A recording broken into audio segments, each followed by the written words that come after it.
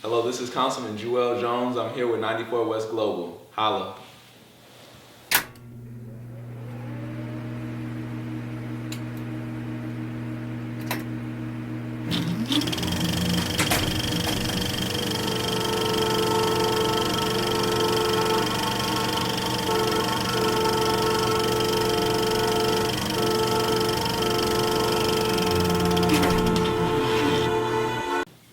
So, what influenced you to get into politics? I was at the Congressional Black Caucus Conference last fall in September, and I was in the youth workshop, and they were telling us to go back to our local communities and get more involved. And I mean, I was already kind of involved in the community, so I went back and I was talking to a few people, especially the councilman, Mr. Canty, and he was talking about he was ready to get on to some other things, and so we were joking around. And I suggested, I become a councilman. Right. And so it was a joke at first, but I mean, he gave me some paperwork and some files, some people to reach out to, and some other people in the community were whispering in my ear. So we got serious about it, and on November 3rd, we got elected. So Yeah, that's great. He had that faith in you. Oh yeah. Yeah, so how do you feel like you really gained the city's loyalty so quick? I think in part because Inkster, as well as other local communities, like they're ready for change. People are. So when you see like a young man coming out, especially like with the condition that the young black males are just nationwide right now, Of course. that they see a young black male for positive change, that they're ready to get involved and they stand behind you like no matter what, because they just want to uplift you and make sure that you're successful. So I think that might be part of the reason that it happened so fast. Right. So did you imagine everything would catch on so quick? I mean, that gotta be kind of overwhelming for someone so young. It was. I'm still letting it sink in. So it was, because I've always been in the community, like around people, but like after the campaign happened and all the attention Inkster's been getting, and I'm happy because it's all positive attention. Right. Mostly. Right. But yeah, it happened quick. It's just I know, like, even for example, the Facebook page, we had like 1,500 likes or something. Yeah. And someone gave us a shout out, and I was out at a meeting, and my campaign manager had texted me. He's like, we're at like 4,500 likes. And so like stuff just started booming like quick, and we're just trying to keep the momentum going because we don't want it to die out. We want to just keep on moving. So. Right. I can feel that, man. So, with you still being in school, like, is it kind of weird? Cause you feel like politics is your calling? Like, how do you really balance that? I just take it day to day. So I mean, I've done a lot of trade-offs, and it's been mostly politics. So that's like where I lean to the most. I'm representing people now. So it's like school is me, my politics is the whole Inkster. Right. So I've taken it day to day, and I kind of see what is best to do at each specific moment. But I definitely need to. I'm still trying to find that perfect balance. I'm dangling in there. I'm kind of weighing things, like I said, day to day, just seeing what's most important. But I want to make sure I get that balance. So I'm trying to incorporate everything into the same piece, just to tie everything together. So just to make sure I'm on the same mission all the way. So. I feel you, man. Yeah. I like that, man. I like that. So what's the best advice that someone's gave you, and who gave it to you? I talked to a gentleman, and he was telling me, he said, keep on running. And I mean, I'm 20 years old. He was like, you're young, you're strong, just stay focused. And I mean, I've had so much advice. Actually, I can't even say that. I mean, people like just dropping knowledge on me every day, and not even just older people, like younger people too. Like I'm just in conversation with people, and they're just telling me all types of stuff. And basically, people just, the most, I guess, generic advice or stuff that I've heard from everyone is just keep your nose clean, stuff like that. Because I'm young, man. I'm black. They so looking for I got something. a target. Exactly. So like that. Right. I'm sure that won't be an issue, though. I'm not giving anybody any kind of excuse or material or any kind of dirt to throw on me. Smart man. So how do you feel about the current status of Inkster, the current standing of the city right now? Inkster's in a tight spot. Not just Inkster, but other similar communities. And so I think we just need to come together as a community and return to kind of, your neighborhood. Right. So like you actually know your neighbors, stuff like that. Just so, in terms of accountability, and I think that would cut down on some of the problems in the city and also help. I mean, once you change the culture of an environment, it kind of helps uplift the community. So I think that's very important. But I mean, we're working with several other communities that are similar to Inkster in the position wise, and we're about to promote an urban agenda. And instead of working individually, we're all going to work collectively. So I think that's going to jumpstart some good things. Man, we all hope so. But in a city that obviously needs a hero, do you feel like you can wear that cape, or do you feel like that you can provide for the city?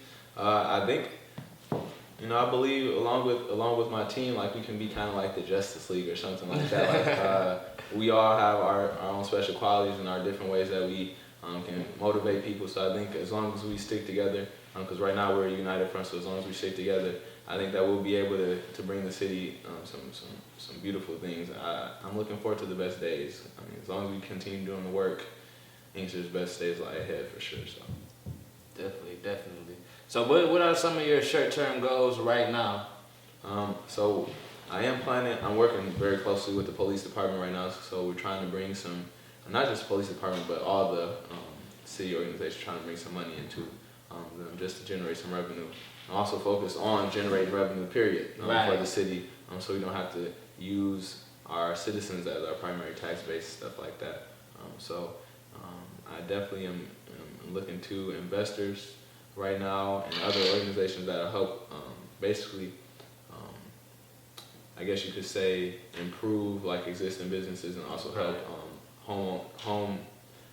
more homegrown businesses jumpstart in Easton. So you definitely see me out there working with our actual citizens, just empowering them to make sure that they start getting involved. So yeah, that's dope. So the social media, the Facebook, I noticed that it really took off. It's like as soon as the campaign really started, the social media just took off. What can you really accredit that to? Well, I mean, I had a lot of people, like my friend Jeremy, or people know him as Jerem. He's a photographer out in Inkster. He recently moved to Metro Detroit, so make sure y'all check him out. But he definitely helped out like with all types of media stuff. He's taking pictures, shooting videos for us, and plus, I mean, I think the way that media propelled was because I know people in different states, and they all kind of contributed to sharing information. So that was definitely a plus. Yeah. So what was your childhood like growing up in Inkster? It was nice when I was growing up in Inkster. We had, revenue was coming in. The city wasn't booming, but like for me it was booming. Like there was a lot of programs to get involved in, so I was exposed to a lot of different things. I think that's part of the reason like I was molded to like this community individual, because I mean it was so much to do out there and so many ways to get involved, and my parents made sure I was involved. So, it was definitely a good experience, knowing my neighbors, playing ball with like local neighbors and stuff like that. I mean, it was nice. Yeah, shout out to the parents, man. Definitely. So what was your first introduction into politics? When I was younger, my parents, along with some other church members, we were part of the Black Caucus in Detroit. It was over on McNichols, and I remember people like Miss Alma Starworth. She was running for office, and she was in the Black Caucus, and my parents knew her and stuff like that. So I was out canvassing and stuff at a young age, knocking on doors, passing out literature, asking people vote for this person and stuff like that. So I mean, and when I was younger, it was more unconscious, basically. But I think that was my first exposure to politics, and I think probably. So over your council tenures, what's your vision for the next 4 years? So we got 4 years on the council term, and I think in 4 years, you kind of on the presidential level, how presidents, they have stuff going on, but it doesn't really take effect until the next go around. So I see some smaller things happening, but in terms of we would like to develop a downtown district and an entertainment district. I don't necessarily see that happening in 4 years, but at least the city will start seeing this development going on. But I definitely see, in terms of community, a tighter-knit community coming soon. An increased voter base, so I actually see better voter turnout over the next few years, more youth involved, better programming, more revenue. Definitely can see more traffic in Inkster. But in terms of development, I can see it starting, but I don't know if it's necessarily going to be finished, but I can definitely see more traffic in Inkster. And I noticed that you definitely had the youth a lot more active during this last votes this past November. How do you feel about that? Like having people our age who typically statistically don't really vote, they came out to support you. How does that make you feel? It made me feel good because I mean, you talk to a lot of the younger people like our age, and they feel like their votes just don't count. So just to encourage someone to actually go out and cast a vote, like it does reassure me and let us know that, I mean, we still are in the knowledge that, your vote does count. It's very important because if you don't vote, you don't count. So right. I definitely am looking forward to getting more youth involved because we got us a nice little crowd, but we want to make sure that we're getting everyone. Because I mean, that's the next generation who's going to be voting, so we want to make sure that they're involved so everything doesn't just basically end. Yeah, right. Gotta always move forward. Right. So, talking about moving forward, after these 4 years, what's the next plan? Do you plan on continuing as a councilman, or are you looking towards bigger things? Definitely looking towards bigger things. I always want to be a friend to Inkster because that's my hometown, but I definitely want to be able to impact Inkster and also sister communities on a greater level. So I am actually looking at a state office probably in 4 years. It depends on how everything's going to be going. Right. I'm making sure I'm staying prayed up, I'm being led by God, all that good stuff. So depending on where we're at and what is best at that moment, we're going to decide. But definitely in the future, I look forward to doing some great things. So what really keeps you motivated? Like how do you? I know it's a lot of stress on you, in and out every day. You constantly working. What keeps you motivated to keep doing it? Yeah. I just don't think in terms of stress. I just everything is positive. So it's like a mindset thing with me. So I don't entertain negativity. People like, oh, you're too young, stuff like that. Just anything that's bad, I just straight cut it out. And I just try to remain focused on like what I'm supposed to be doing and all that positive things, all the love. So that kind of just keeps me going. So with the naysayers like that, the people who say you're too young or this and that, how do you really respond to those negative things? I definitely, like I was saying, like I don't try to entertain it, but other people, my supporters, they are very adamant about it, and they get with people when they start talking about me. So I know a big thing during the campaign with a few people was, oh, he's just too young, he's inexperienced, stuff like that. So like me, I would sit back and relax. I didn't want to feel like I was imposing my experience and stuff on people, but I know parts of my team and some of my family, like, they would actually let people know, no, this young guy, he's been out here doing stuff over the past 2 years since he's been younger. So he wasn't just born yesterday and just popped into politics. Like he's actually been out here working. Right. Because I mean, I've been in the community for a while now. I'm 20. I've been around for a little while. Yeah. So I just didn't entertain it, but I do. Other people do support me and stand up. So. Do you see any opportunities for a public school system to come back? Well, we know of course it'd take years and years of planning and drawing up, but do you see like any ray of light for that happening? As it stands now, no, because of the way the legislation is written. It's not supposed to be in the public schools in Inkster right now because of the debt. So definitely it'll take some years, but we are looking towards getting some kind of education in the city. So I know I was touring at a charter school a couple weeks ago, and they're looking to come into Inkster. So I wanted to make sure go and vet it out first, and just make sure it's actually something that would be sustainable for the community. So we're definitely looking for other options. Public education, though, I don't see that coming back for some time now. All right. Well, what about local business? How have you been helping to promote local businesses around the city and encourage people to start more businesses? Okay. I am on the board of directors for the Chamber of Commerce. So the things we've been doing, we've been trying to galvanize the businesses to get them work together, because your business community is basically your second line of revenue, your main line of revenue. Right. We've been going around. We're having mixers and stuff. So we're bringing the businesses together, making sure that they can pull from each other. So just creating a tighter network, and we're also trying to cut down some of the red tape for when businesses want to come into the community. Right. We've heard that it's been a little tough to actually get started. So we have been working to kind of be more welcoming. Exactly. Yeah. Because we definitely want businesses to come to Inkster, and we cultivate that business environment and bring extra revenue to the city. the Right. city is glorious. So Right. Definitely use it. Definitely use it. So, what kind of business can you see really flourishing in Inkster? well, anything entertainment wise. I mean, entertainment and food.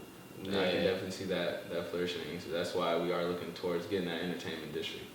But definitely like a local, not even local, but some kind of supermarket with food. So people, I know we were talking about it earlier with a couple other folk about going to like gas stations and stuff like that, liquor stores, getting food and snacks. I mean, if we had like a supermarket in the community and people could actually go there instead of traveling outside, that will also be increasing our revenue in the city, because I know people definitely will be up there buying food, all types of stuff, clothes. So I think that would definitely generate a whole lot of revenue, and it would be great for the city. So, is it any like incentives currently for city workers or anyone who operates out of the city? Is there anything who the homegrown citizens get if they want to open a business in Inkster? And we're looking for, we're looking towards doing an incentive program for a wide range of things in the city. Just getting people to be more involved in actual city of Inkster. Right. So like if you live there or if you're spending your money there, we are definitely looking at making sure you get rewarded for things like that. Because I mean, as long as because you're adding to the contributed growth of the city. So right. Definitely are looking towards incentive programs. There are a few, but there's not a whole lot. But I know even some local community organizations like ICANN, they have cards, and so you buy a $20 card, and it also guarantees you membership, and you get a discount at different stores around the community. So that's when you're shopping Inkster, you're saving money. Right. We're definitely looking towards expanding the incentive program. It seems like Inkster, amongst the rest of the cities across Michigan, is one of the more forgotten areas. How do you really feel about that? I can believe it. Basically, a lot of it comes from the voting. I believe, we have low voter turnout. So basically, when you don't vote, like I said earlier, you don't count. So once you have a city that doesn't vote, we don't really have a lot to say in Lansing and things like that. So sometimes you can sweep Inkster under the rug. And also, it's just a place, basically it's a lot of internal conflicts in Inkster, just relationship-wise. And it's been, over the years, people in Inkster and people in other communities, there's been a lot of good relationships, but there's also been some bad and destructive relationships. So I think it all comes from just the nature of relationships, really, amongst the local communities, the state level, the national level. So I think as long as we change the culture of how people perceive us, that Inkster would definitely not be as forgotten, and we'd be back on the map. So a few years back, Inkster was actually one of the 10 most dangerous cities in the country, and as we both know, Inkster isn't big at all. It's really everyone knows everyone. So how can we really look to get that number decreased to try to make the city safer for its citizens?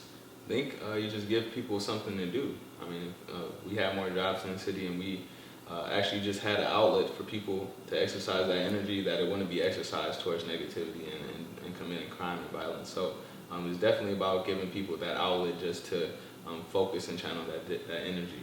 So I definitely think jobs will help, or more programming directed at particular crowds of people. But So what can we look forward to? What should we be looking forward to right now?